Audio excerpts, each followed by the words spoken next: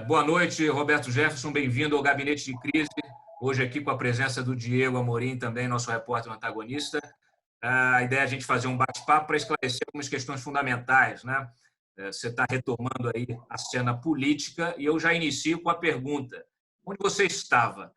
De repente, você estava aí, a última vez que eu me lembro de ter visto você na mídia foi na época daquela questão envolvendo a nomeação da sua filha para o Ministério do Trabalho lá do governo Temer. Depois você desapareceu.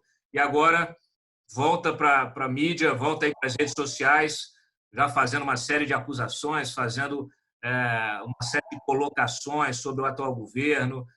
Enfim, onde você estava, Roberto Jefferson? Ô, Cláudio, eu tive um tumor de pâncreas, um carcinoma de pâncreas, e operei isso em 2012. E tive 3 recidivas intestinais de carcinoma, fruto daquele tumor original. E eu fui obrigado a fazer quimioterapia, isso me abateu muito, eu fiquei muito abatido e entrei em depressão. Fiquei numa depressão quase 2 anos. Mas Deus me permitiu, graças a Deus, sair dessa depressão, isso tem uns 60 dias no máximo, e voltar a ser o que eu era, um ativista do Twitter, um ativista do blog. Por isso que eu voltei agora e passei algum tempo fora da mídia. Mas a tua volta, ela coincide com uma série de acontecimentos, né, na área política, aí, risco de impeachment do Bolsonaro, negociações com o Centrão. O PTB não faz parte do Centrão, mas o PTB tem algum interesse em integrar o governo, em colocar a mão em algum ministério? Não temos não, Cláudio. Eu tenho um sonho que eu quero te revelar. O que o Roberto Jefferson quer no PTB com o governo? Eu gostaria de convidar o presidente Bolsonaro a integrar o PTB. A coincidência que existe entre mim e ele é ideológica. Ele crê nos mesmos valores que eu creio. Crê no Brasil, crê na pátria, no respeito à bandeira, na soberania nacional, no amor a Deus, no amor à família, no amor à liberdade, no amor à justiça, na esperança. Isso é um credo que ele mostra todos os dias nas suas falas ao povo brasileiro. E eu comungo com ele deste mesmo ideal. Bom, então temos aqui deixa eu só registrar aqui, temos aqui um breaking news, aqui um furo de reportagem, convidando você já fez esse convite formal? Não, porque eu não estou com o presidente há 2 anos. Mas a hora que eu estiver com ele, que eu tiver uma oportunidade, para ele vir para um partido de gente valente, que gente que segura uma espada para lutar ao lado dele, que tem valor, que não corre da briga, que não corre do pau, é no PTB, gente com os mesmos credos, as mesmas convicções cristãs e democráticas, ele pode vir para o PTB. Como ele está sem partido, eu quero convidá-lo a vir para o PTB.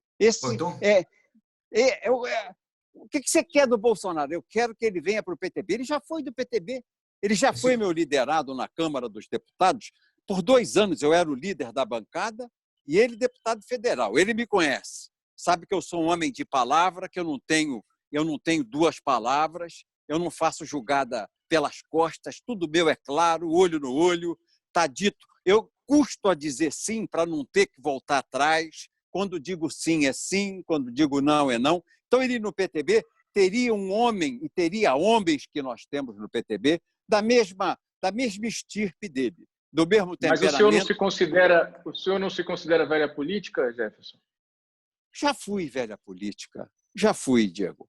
Mas me atualizei, passei pelo que eu tinha que passar, fui responsável pelas minhas atitudes e assumi os meus erros e as minhas atitudes. Sou um homem que nunca terceirizei os meus defeitos, os defeitos são meus. Fiz aquele acordo eleitoral com o PT de Caixa 2, e o PT deu ao PTB 4 milhões nas eleições de vereador e prefeito em 2004, e eu fui condenado por Caixa 2 naquelas eleições de 2004, numa relação que tínhamos com o PT. Mas hoje... Em 2018, o senhor votou em Bolsonaro, no primeiro e no segundo turno? Primeiro turno, não. Nós votamos no Alckmin, no PTB. Houve uma convenção nacional. Claro. Ok. O Campos Machado, de São Paulo, apresentou uma moção, o deputado estadual, presidente do PTB de São Paulo, apresentou uma moção que foi posta a voto e ela foi vencedora por maioria no PTB de se apoiar a candidatura do Alckmin para presidente da República. Hoje o senhor se considera bolsonarista? No segundo turno, nós votamos no Bolsonaro. E o senhor é bolsonarista hoje? Isso. Sou. As convicções dele são as minhas convicções. O que ele crê, o que ele sonha, são os meus sonhos. Não é o que ele interpreta, o que ele diz, o que ele defende para o Brasil, para o povo do Brasil, para a família brasileira, para os cristãos brasileiros. Eu incorporo e digo que sou Bolsonaro de raiz, porque esse pensamento é meu também. Tanto que nós convivemos afetivamente e muito bem durante o tempo que ele foi do PTB, meu deputado e eu líder dele. O senhor falou 2 vezes em valores, na defesa de valores, no combate aí à corrupção, à velha política, etc. e tal. Mas, neste momento, o presidente da República está negociando com o Centrão de Valdemar Costa Neto, que foi denunciado por ti, inclusive lá atrás no Mensalão. Não é uma incoerência? Onde estão esses valores? O presidente só tem o Centrão para poder buscar uma base de apoio. Ele tem parte daqueles 50 e tantos deputados que ele elegeu, penso que ele tem com ele ainda, daquela eleição de presidente, 30 deputados federais que ele elegeu, e não pode contar com o PSDB, porque o Fernando Henrique Cardoso é o maestro do golpe. Quem está urdindo a trama contra o presidente Bolsonaro tentou no impeachment e agora está tentando como renúncia é o Fernando Henrique Cardoso, Dória, PSDB, DEM. Então, ele não pode contar com esses partidos para fazer base no Congresso Nacional. Ele tem que tentar o Centrão. Mas não é o caminho? Assim, eu volto à pergunta, assim, só para a gente enquadrar. Depois a gente entra nessa questão desse golpe. O Centrão representa justamente o que há de pior na política, né? Todo aquele fisiologismo, corrupção, etc. Como você negociar republicamente com essa gente? Se o Diego também tiver alguma pergunta nessa linha, pode ficar à vontade. Tem, Diego, pode fazer. Como negociar com o Centrão? Eu queria que o senhor também, para todo mundo que está nos ouvindo, dissesse o seu conceito de toma lá da cá. Eu sei que o senhor considera toma lá da cá corrupção. O que é o toma lá da cá? Distribuição de cargos só no Ministério que não pode? No segundo escalão pode?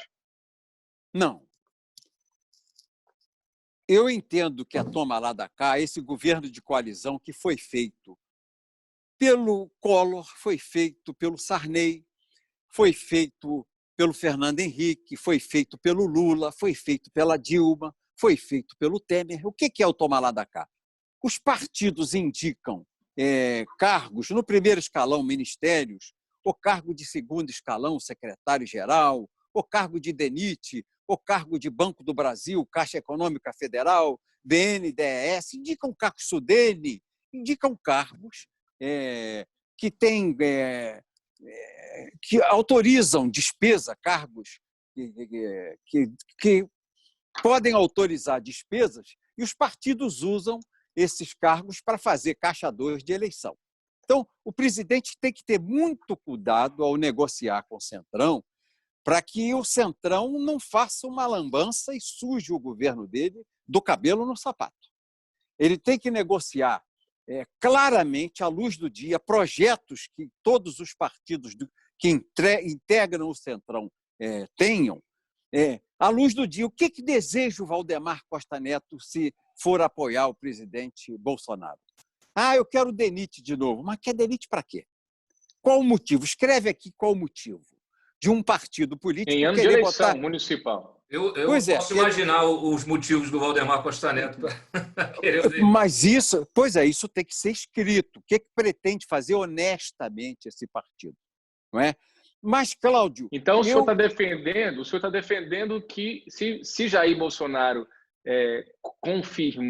distribuir esses cargos, que ele divulgue isso publicamente e diga: estou dando o DENIT para o Valdemar Costa Neto, o FNDE para o Ciro Nogueira. O senhor defende que o Bolsonaro divulgue isso?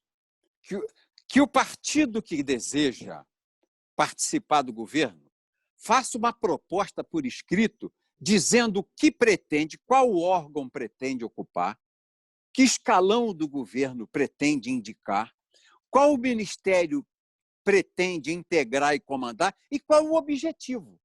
Qual o objetivo político, eleitoral e social que o partido tem, vamos dizer, o PP, em fazer uma indicação para tal ou qual ministério. Isso tem que ficar claro, porque assim, em todo mundo, nas democracias modernas, você tem que ser claro. E aí o presidente lê aquela carta de intenções, chama o seu conselho político, aprova ou não aprova, emenda ou não emenda, corrige ou não corrige, aceita aqueles termos, assina, mostra para a imprensa, mostra à opinião pública e claramente faz o governo de coalizão. Nessa linha do que você está respondendo ao questionamento do Diego,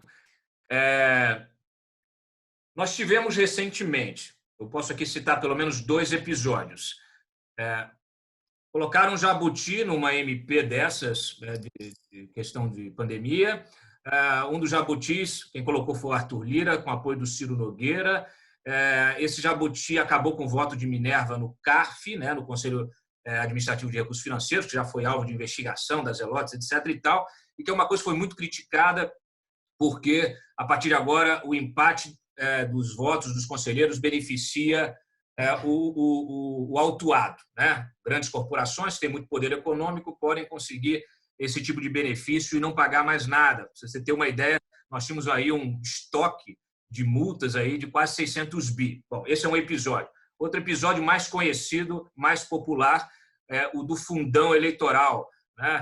O pessoal queria dobrar o fundão, aumentar o fundão. O Bolsonaro ficou naquela, fundão, não sei o quê, sancionou, deixou correr. E um terceiro, que eu lembrei agora, que também é importante, que é também bastante popular, conhecido, o juiz de garantias. Né? O Sérgio Moro foi contra, Dias Toffoli foi a favor, e o Bolsonaro foi e sancionou o juiz das garantias. A gente sabe que essas questões foram colocadas na mesa por gente como Ciro Nogueira, como Arthur Lira e outros, né, que são, inclusive, investigados, etc. Isso é corrupção? Isso é tomar lá da cá? Não corrupção? Não. Isso é política? Isso é democracia. Diálogo? Isso é democracia. Isso é democracia. Isso é democracia. Você já teve algum problema fiscal na Receita Federal? Você, Cláudio? Não. Você padece. Aqueles burocratas da Receita Federal humilham você. Humilham você. Se você não tiver um poder para enfrentá-los, eles vão te fazer gastar milhares de reais com um advogado especialista em direito tributário para você se defender de acusações muitas vezes infundadas. E não é só a grande empresa que tem problema, não. É a pequena empresa, é a média empresa, é a pessoa física que tem problema. Então, eu achei boa essa proposta. Em caso de empate, prevalece o lado mais fraco. O desempate é a favor de quem é mais fraco, a favor do contribuinte. Menos Estado e mais indivíduo. Eu sou a favor disso. Esse fundão eleitoral, quem inventou essa geringonça foi o Supremo Tribunal Federal. Nós tínhamos o financiamento democrático, como é em todo o mundo, feito pelas empresas privadas. Aí vai a OAB com o presidente dele, que é do PT, o presidente da OAB é um petista, e vai ao Supremo e argui a inconstitucionalidade desse artigo da Constituição, que as eleições têm financiamento privado, e diz que as eleições têm que ter financiamento público. O PTB, desde o início, o meu partido, foi contra, porque é tirar dinheiro da saúde, da educação, do leito do hospital do velho, da merenda escolar da criança. Quer dizer, é um absurdo, é um escândalo você pegar dinheiro do imposto para alugar o carro de som, para dizer vote em Roberto Jefferson, 14 para deputado federal. Isso é uma vergonha. Nós não podemos usar o dinheiro público para fazer campanha eleitoral, mas, infelizmente, foi o Supremo Tribunal Federal quem fez isso. Quem inventou essa geringonça foi o Supremo. E o presidente... De alguma maneira, só um parênteses, de alguma maneira, numa reação, né, à promiscuidade que foi revelada pela Lava Jato, justamente dessa relação entre público e privado, de financiamento de campanha, de Caixa 2, Caixa 3 e etc. Né? Pois é, essas medidas tomadas... Caminho, então, assim, financiamento só individual, privado, porque a gente saiu de um sistema corrupto. Eu não concordo com financiamento público de campanha, deixo logo claro, mas eu entendo que foi uma reação, claro que teve gente que se aproveitou disso, né, de forma oportunística, né, se aproveitou disso, mas também não há nenhum caminho proposto para se resolver esse problema. Eu sou a favor até de que não tenha financiamento de nada, até porque você tem aí grandes campanhas, como a própria do Bolsonaro, e oficialmente teve um custo baixíssimo agora com rede social. Eu acho que ele não gastou 2 milhões, né? Não, só fechando o parênteses, mas você pode... eu tenho uma pergunta nesse gasto. Só deixa eu responder essa, Diego, aí você entra. Tá. Por favor. Eu sou a favor do financiamento privado com regras estabelecidas pelo Congresso Nacional. Quanto pode doar uma empresa, quanto pode doar uma pessoa física. E você não fica em cima do dinheiro do pobre, do dinheiro do doente e do dinheiro da criança. É tirar a roupa do maltrapilho, é tirar o prato de comida do faminto. Não pode existir financiamento público. Isso é um escândalo, é uma vergonha. E juiz de garantias? Eu sou a favor. Eu estou na corrente do Toffoli. Sou a favor do juiz de garantias. Por quê? Porque você evita os abusos no momento da prisão em flagrante. O mesmo juiz que faz o inquérito não deve ser o juiz que faz a lavratura do auto de prisão em flagrante. Você deve dar oportunidade à defesa, o quanto mais ampla, melhor. Eu sou a favor do direito de defesa, da amplitude do direito de defesa. Bom, Diego. O senhor recentemente, Roberto Jefferson, naquela live aí que muita gente comentou, o próprio presidente da República, o senhor acusou que há um golpe em andamento no Congresso Nacional para derrubar Jair Bolsonaro. Eu conversei com 3 parlamentares da bancada do partido do senhor, eles me disseram que não têm conhecimento dessa informação. O senhor reafirma que há um golpe no Congresso Nacional e com base em quê, Roberto? Então, outros parlamentares da minha bancada me afirmaram que tinha. Esses 3 devem ser mais ligados ao Rodrigo Maia. Se você não for violar a fonte, depois você me dá o nome deles para a gente esclarecer, porque outros que não são ligados ao Rodrigo Maia, não fazem aquele jogo do Rodrigo Maia lá na Câmara dos Deputados, me disseram que sim. O líder do partido do senhor não quis falar comigo. Eu tentei várias vezes, desde o dia seguinte à sua live, o líder do partido do senhor não quis falar comigo. O senhor tem o controle da sua bancada ou não tem, Roberto? Não, eu não tenho o controle da bancada, isso não existe. A bancada tem a sua relativa independência. Só nas causas que o partido tem como doutrinárias e que ele fecha a questão no Diretório Nacional é que os deputados são compelidos a votar. O líder mesmo, que é um grande deputado, um rapaz de futuro brilhante, o deputado Pedro Lucas do Maranhão, eu sei que é muito ligado ao Rodrigo Maia. Mas o que é que eu quero dizer? Vamos voltar à sua pergunta. O Rodrigo estava costurando aprovar aquela emenda 101 de 2003, PEC de 101 de 2003, do ex-deputado Benedito de Lira, que permitia a reeleição para presidente da Câmara de um deputado na mesma legislatura. Porque o Rodrigo, quando terminar esse mandato dele agora, ele não pode se reeleger presidente a partir de fevereiro do ano que vem. Nós denunciamos essa articulação, inclusive aqui no Antagonista. Vocês denunciaram essa articulação. E ele dava, em contrapartida, a cabeça ao PSDB e ao DEM, nesse esquema que o Fernando Henrique rege, de dizer que há um governo compartilhado do Supremo, presidente do Senado, presidente da Câmara. Quem diz isso não sou eu. É o velho é o velho político da velha política, o Fernando Henrique, o maestro desse golpe que está se dando agora, declarou ao Estadão no dia 20 de abril desse ano, no 20 de abril passado, página 6 do Estadão. Ele disse que nós tínhamos no Brasil hoje um parlamentarismo branco e um governo compartilhado, e que isso demonstrava a incapacidade do Bolsonaro de governar e que ele era passível de impeachment. Quando nós denunciamos, e aí no dia seguinte eu fiz aquela live e denunciei o Fernando Henrique como chefe dessa conspiração, junto com Dória, o Witzel, o Rodrigo Maia, o Alcolumbre, o Alexandre Moraes, fazendo essa conspiração para fazer o impeachment do presidente. Aí houve aquela brutal reação da opinião pública contra o impeachment. 3 dias depois, o Fernando Henrique sai com a outra pérola, porque ele é o maestro disso. Então, vamos provocar a renúncia do presidente Bolsonaro. E o que aconteceu? Esse governo compartilhado, 4 ministros do Supremo, esse decano, o Melo, como é o Celso de Mello, Marco Aurélio Melo, Alexandre Moraes e agora o Luiz Fux, já tomaram medidas contra o governo, demonstrando que toda pressão surgirá do Supremo para encurralar o Bolsonaro e os filhos do Bolsonaro para levá-lo a uma renúncia do mandato.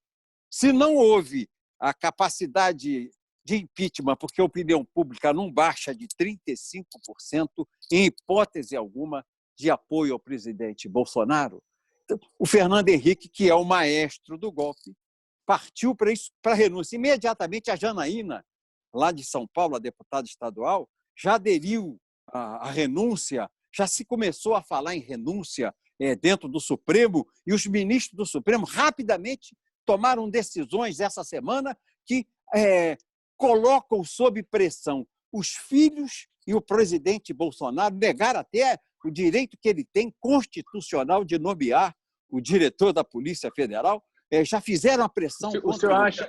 Só um segundo, Diego. Eu queria só acompanhar o raciocínio dele.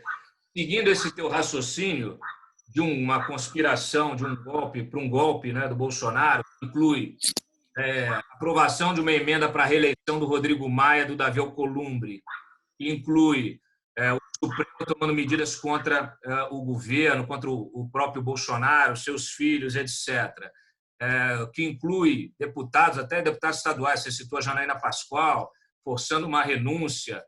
Se teu raciocínio, a demissão, o pedido de demissão do Moro faz parte dessa conspiração? O Moro saiu... Faz. O Moro saiu nessa conspiração. Nós estamos conversando, nós dois, não estamos? De vez em quando entra o Diego no ar. Você está olhando dentro do meu olho, eu estou olhando dentro do teu olho. Quando o Diego entra para falar comigo, ele olha dentro do meu olho, eu olho dentro do olho dele. Agora, vamos fazer o papel de Moro. Eu aqui estou fantasiado de Mandetta. Não é porque o Mandetta, quando usava colete, parecia um homem muito inteligente, e eu quero também parecer inteligente nessa entrevista ao importante veículo de comunicação, nosso antagonista. Olha o Moro.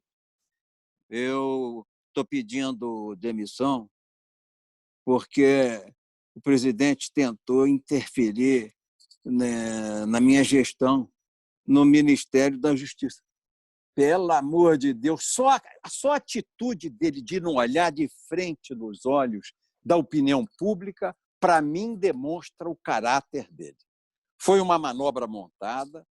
Ele, na véspera, já avisara ao Alexandre Moraes, já avisara ao Rodrigo Maia, já avisara ao presidente do Senado, só não avisara ao presidente Bolsonaro. No dia seguinte, marca uma entrevista e apunhala o presidente pelas costas. Para mim, que sou tuiteiro, eu li um Twitter do Alexandre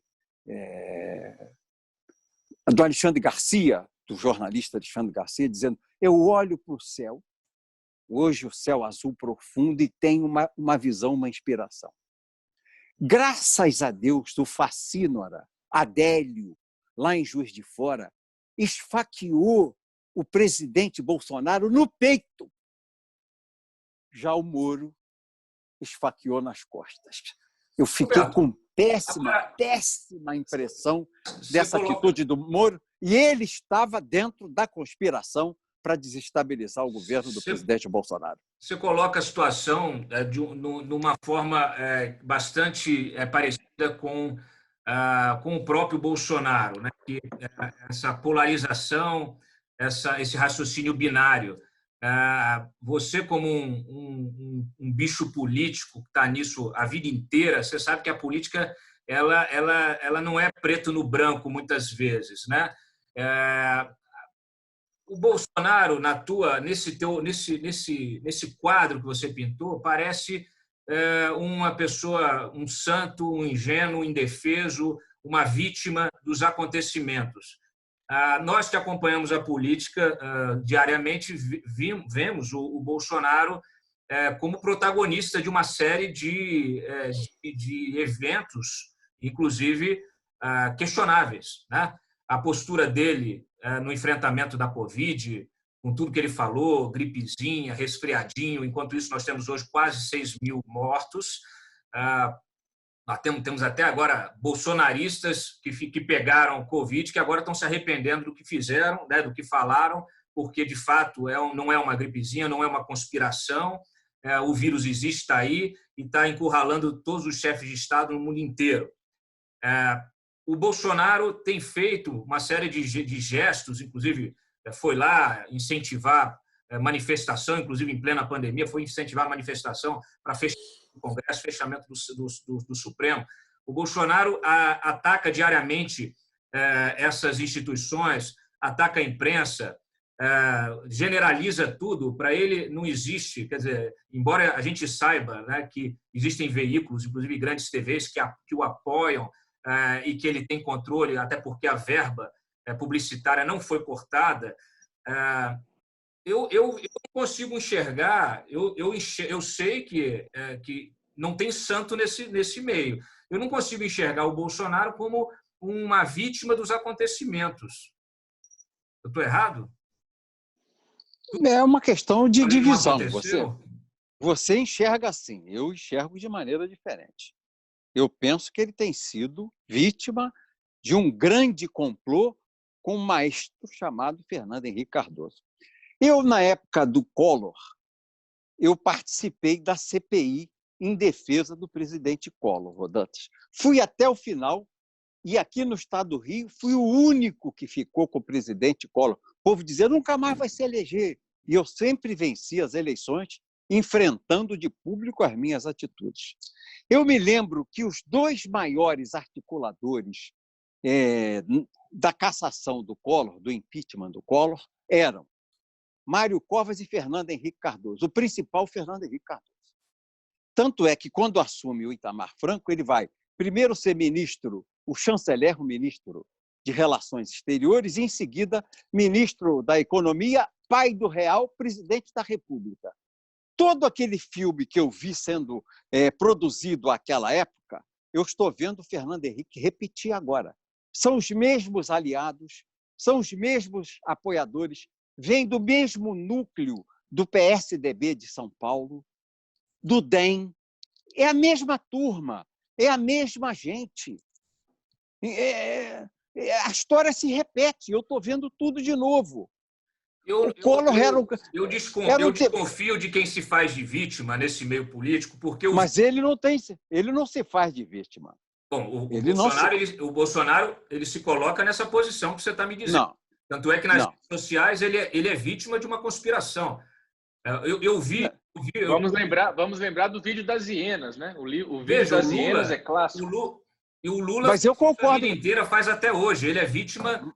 Porque, seguindo esse raciocínio, colocando essa questão dessa maneira, a gente está endossando o discurso do PT, de que o Lula foi vítima de uma conspiração também, que envolveu o judiciário em 3 instâncias, que envolveu Polícia Federal, Ministério Público, que provas foram... O grande capital. Sabe que a corrupção era o modus operandi. Ô, Diego, pera lá. Ô, Dantas, pera lá. A acusação contra o Bolsonaro é que ele vai apertar a mão do povo. É isso que se acusa o Bolsonaro, é o comportamento de apertar a mão do povo em comício no meio da rua. O Lula é acusado de ladrão. É acusado e tem prova que foi o maior ladrão que presidiu o Brasil. Sem dúvida. O escândalo do Mensalão, o escândalo do Petrolão, a Lava Jato. Peraí, não dá para comparar. Pelo amor de Deus. Não estou comparando, não. Até pelo amor de Deus. Nós fomos um dos maiores combatentes do Lula, do PT, desse esquema do PT. E assim, a comparação ela não se dá em termos do que se fez, do crime que se fez, não é isso. A comparação não é essa. Eu falo de narrativa. Você tem um presidente da República que tem um apoio de 57 milhões de eleitores, ou tinha, enfim, quando ele foi eleito. Trouxe para o seu governo um juiz, que foi o juiz responsável pela Lava Jato, virou seu ministro da Justiça. Paulo Guedes virou seu ministro da Economia. Fez uma equipe de grandes nomes para colocar com uma série de expectativas. Né? Todos, como cidadãos, alimentamos expectativas para esse governo. E desde então ele não deixou a campanha, ele continuou com o mesmo padrão de comportamento como se estivesse no palanque, usando as redes sociais inclusive para implodir a sua própria base, quem não pensa 100%, se o cara é de direita, mas ele discorda de uma determinada agenda, ele já é humilhado nas redes sociais, já vira um leproso. A gente não pode esconder isso. Isso existe e está posto. Nós mesmos, como veículo de comunicação, nós somos atacados desde o primeiro dia pelo simples fato de fazer críticas pontuais. Nós apoiamos políticas que a gente entende que são positivas e criticamos aquelas que nós entendemos que são negativas.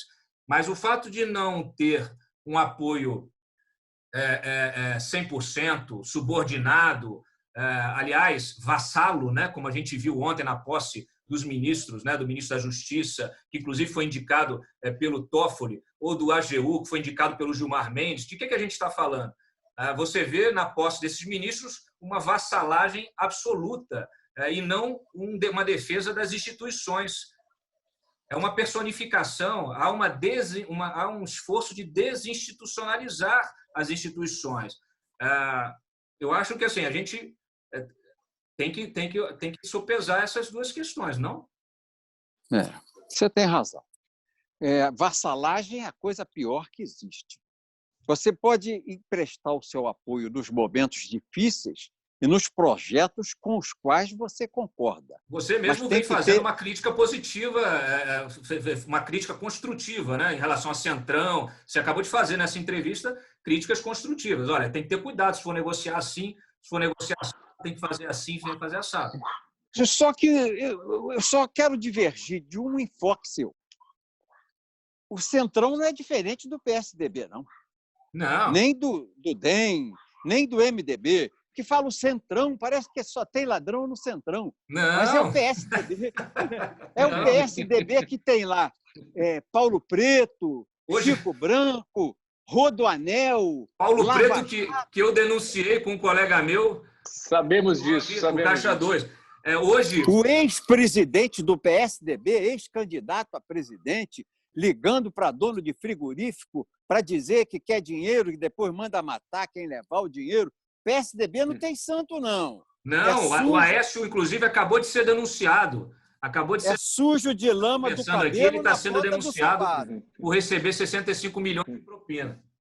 O Rodrigo Maia, presidente da Câmara, é acusado na Lava Jato de ter levado dinheiro para ele, para o pai dele na eleição. Também está de rabo preso, não é cotó, não. E o Aras não denuncia. Por que o Aras não denuncia? Eu não sei. Eu vi por que o Sérgio Moro só denunciou o PT. Se na Lava Jato tem todo mundo do PSDB, por que o Moro só denunciou o PT? Eu não entendi isso. Isso não é uma verdade. Não é verdade. É um discurso manipulado. Eu digo porque eu acompanhei. Denunciou o Beto Richa, inclusive. Beto Richa está lascado lá, é governador, perdeu o foro, caiu na mão lá da Lava Jato e levou o chumbo. Bem. Por exemplo, ele tinha foro, tem foro, né? O Aécio tem foro. Então, quem não denunciou não foi o Moro, quem não julgou, quem não denunciou não foi Curitiba, não foi a Lava Jato Curitiba, foi a Lava Jato aqui do senhor do PGR aqui, o anterior. Não. Mas quando ele perdeu a eleição, ele passou 4 anos. Jano. 4 anos sem foro. Ele perdeu a eleição para presidente, deixou de ser deputado. Ele foi eleito... não, ele era senador da República. Senador. Razão. Ele tem razão, eu que estou errado. Eu queria só ouvi-lo, Roberto Jefferson, sobre um tweet. Você falou que está tuiteiro. Ontem não, no último... Ontem você escreveu assim no Twitter, sugerindo que o presidente nomeie sim o Alexandre Ramagem para a Polícia Federal, e você até escreveu assim: coloque o Careca, se referindo a Alexandre de Moraes, ministro do Supremo Tribunal Federal, no seu devido lugar.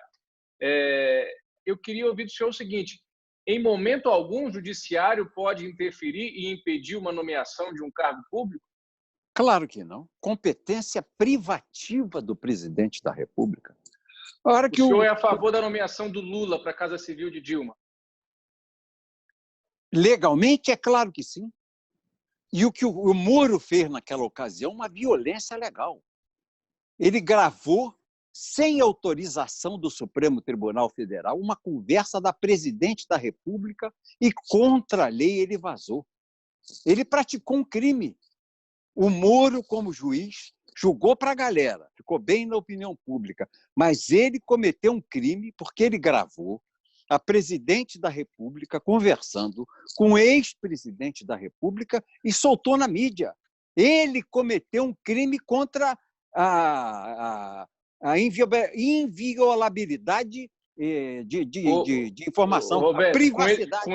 Com esse discurso, o senhor não é bolsonarista raiz, como o senhor disse agora há pouco que era, hein? Não, eu não sou radical, não. Agora não, Diego. Depois com a saída do virou? Moro... que agora o Moro está defenestrado. Então. O Moro já não é mais benquisto nas hostes bolsonaristas. Mas eu nunca elogiei Moro. Vocês podem olhar meu Twitter, nunca fui de elogiar e bater palma para o Moro. Divergi daquela atitude dele no passado. Isso é emprestar o apoio como você cobra, Cláudio. Não é apoio de vassalo, é apoio dentro da Constituição, na letra da lei. O Moro infringiu a lei e a Constituição quando vazou a conversa da presidente da República com o ex-presidente Lula. Crime, ele cometeu um crime. Você acha que o governo Bolsonaro perdeu com a saída dele? Ganhou. Porque você ganhou não o Centrão. Não. Ganhou o PMDB, ganhou o apoio do PSDB. Não, quem é o ministro que foi indicado? Como é o nome? André Mendonça. André Mendonça. Pois é, você diz que ele é um homem de excelentes relações com os ministros do Supremo, então ele ganhou. Ele ganhou trânsito. Foi assessor do Dias Toffoli, fez um livro. Até porque quer chegar lá, né? Até porque quer ir para lá, né? E ganhou. Escreveu um livro em homenagem ao Dias Toffoli em parceria com o Alexandre de Moraes, viu? Então, ótimo. Você precisa de um ministro que tenha relações institucionais. O Moro não tinha nenhuma relação com o Supremo Tribunal Federal. O Moro é malquisto pelos ministros do Supremo, por grande parte dos ministros do Supremo. Então, o presidente ganhou. Não tem prejuízo nenhum na saída do Moro. Pelo contrário, o presidente ganhou. Olha, eu vou só encerrar com o seguinte questionamento. Você me colocou aí essa situação do Bolsonaro como vítima dos acontecimentos. A gente tem nessa, e aí até falou assim, o crime dele é apertar a mão, né, das pessoas nas ruas e tal. A gente tem uma visão um pouco diferente dessa, ou talvez radicalmente diferente, que é a seguinte: você precisa governar pelo exemplo também. E quando você tem o presidente da República minimizando todas as recomendações nacionais, internacionais, de uma pandemia, de uma crise, inclusive de uma calamidade planetária, né, que está aí emparedando chefes de governo, chefes de Estado em todo o mundo, né? O Donald Trump está sofrendo lá, está recomendando até o uso de desinfetantes, não sabe mais o que faz. E a situação é muito grave, né? Então, nós temos aí hoje quase 6.000 mortes. não há uma politização equivocada desse processo por culpa não só do Bolsonaro, mas também dos governadores, essa gente que antecipa debate eleitoral, ministros, enfim, parlamentares, né? Não está faltando responsabilidade das nossas autoridades públicas em assumir um papel realmente construtivo para enfrentar uma situação tão grave como essa? Eu creio nisso, Cláudio Dantas. Mas vejo que os estados de São Paulo e do Rio de Janeiro, principalmente, e Recife, o Ceará, estão exagerando nos números e querem manter a calamidade pública o tempo que puder, porque com a calamidade pública cessa a necessidade das licitações. Sim, nós estamos denunciando, todo dia tem um caso aqui. Eu sou leitor. Exagerando nos números é o quê, Roberto? Eu sou leitor. Covidão. Eles estão comprando respiradores por 3, 4, 5 vezes o preço que compra o Ministério da Saúde. Estão fazendo o caixa 2 eleitoral. O Covidão vai explodir depois que baixar essa pandemia. Eu não tenho dúvida disso. A calamidade pública decretada pela pandemia é um grande recurso para que os desonestos façam caixa 2 para eleger prefeito e vereador. Está aí na cara de todo mundo. E a imprensa vem denunciando. E eu, que sou leitor do Antagonista, leio essas denúncias no Antagonista também. Bom, muito obrigado aí pela participação no nosso gabinete de crise. Vamos acompanhar os desdobramentos dessa situação. E aqui as portas estão abertas para futuras conversas como essa que a gente teve agora. Obrigado. Cláudio, obrigado. Cláudio, muito obrigado a você. Obrigado. Ao Diego, a atenção que vocês me deram. Muito sucesso a você. E vocês estão experimentando, só para encerrar, a nova imprensa. Vocês no Antagonista fazem... Não tem dinheiro, que a velha imprensa era toda patrolada, era toda no jabá. A nova imprensa não tem dinheiro. É isso que vocês estão sofrendo. Eu gostei desse teu comentário, que eu vou aproveitar para fazer uma defesa pública aqui do site, porque nós somos atacados, quando nós criticamos aquilo que damos de uma forma republicana, isso no governo federal, no governo estadual, toda hora inventam alguma coisa contra o site. Né? Uma hora que a gente está manipulando o mercado, a gente não entende nada de mercado. Outra hora estão dizendo que a gente está recebendo dinheiro do Dória. Eu vou chamar o Dória aqui para dizer se ele está pagando o Antagonista alguma coisa. Nós temos um dos preceitos do site, inclusive está lá no nosso editorial, não recebemos dinheiro público de maneira alguma, de nenhuma agência, nem de banco estatal, nem de empresa enrolada com esquema de corrupção. E a gente, na verdade, nós somos sustentados pelos nossos assinantes. É bom que se diga, é sempre um agradecimento que eu faço aos nossos assinantes que sabem o valor da informação e pagam por isso, fazendo com que a gente tenha essa possibilidade de fazer um jornalismo absolutamente independente, né? Sem vassalagem para ninguém, dando pau em todo mundo, em quem tiver que levar pau. Eu gosto da tua postura porque parece que, às vezes, as autoridades, nossas autoridades políticos em geral, não podem ser criticados. Você, que foi pivô de um dos grandes esquemas de corrupção desse país, que ficou como ali no alvo, no centro desse picadeiro que é a política brasileira durante meses e anos, né? Até hoje, quando fala Roberto Jefferson, a gente lembra do mensalão. O que você acha, né, dessa situação? Político é o quê? Não é empregado do Roberto? É verdade. O político é empregado do povo.